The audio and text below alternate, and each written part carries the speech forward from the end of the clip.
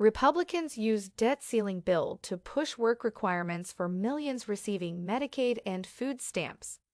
Republicans are leveraging the debt ceiling bill to advocate for work requirements for low-income Americans receiving government benefits, such as Medicaid and food stamps.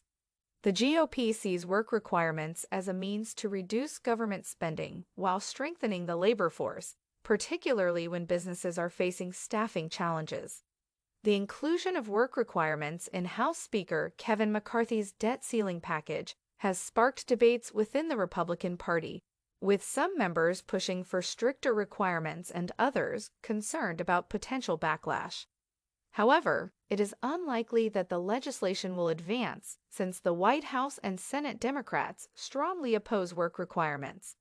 Nevertheless, it serves as a starting point for negotiations with the Biden administration on addressing the debt ceiling.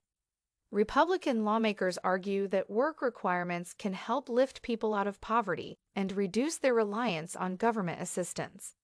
Critics, on the other hand, view these mandates as an attempt to shrink essential safety net programs, without considering the potential hardships faced by millions of individuals in accessing food and healthcare.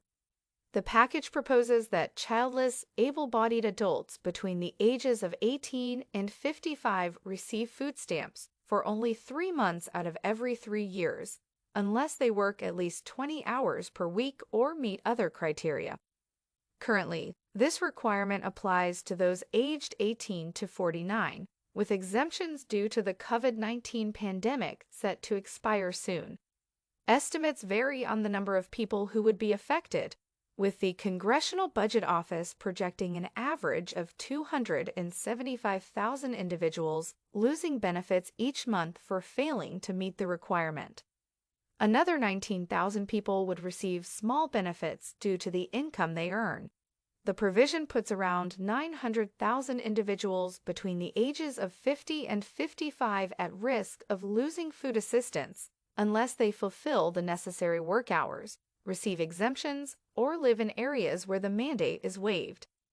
While the debt ceiling package falls short of the desires of some Republicans, there have been calls, such as South Dakota Rep. Dusty Johnson's bill, to mandate work requirements for recipients up to age 65 and those with children aged 7 and older, potentially affecting over 10 million people. The package also introduces work requirements for certain adult Medicaid recipients aged 19 to 55, with exemptions for various circumstances. The inclusion of work requirements in the debt ceiling bill has reignited the debate over their effectiveness in improving the lives of low-income Americans. Advocates argue that work requirements provide incentives and support for work, while opponents view them as disincentives that may harm individuals in need. Different studies offer conflicting data on the impact of work requirements on employment and earnings. Proponents of work requirements argue that there are nearly 10 million open jobs in the U.S., and wages for entry-level positions have risen, making it an opportune time to implement such requirements. They contend that work requirements provide the necessary incentives to prevent long-term poverty. For example, they point to the restoration of work requirements for certain adults in Florida's Supplemental Nutrition Assistance Program, SNAP, which resulted in a 94% drop in enrollment among the affected population.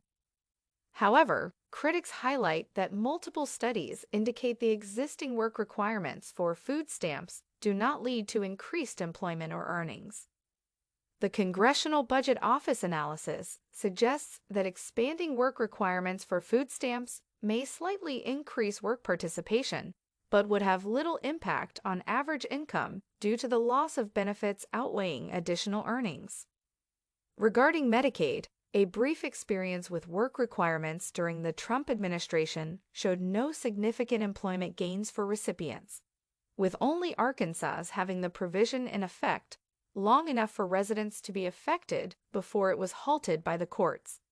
About 61% of working-age Medicaid beneficiaries without disabilities were employed in 2021, but many held low-wage jobs that still qualified them for the program in states with expanded Medicaid. The inclusion of work requirements in the debt ceiling package raises concerns about the potential loss.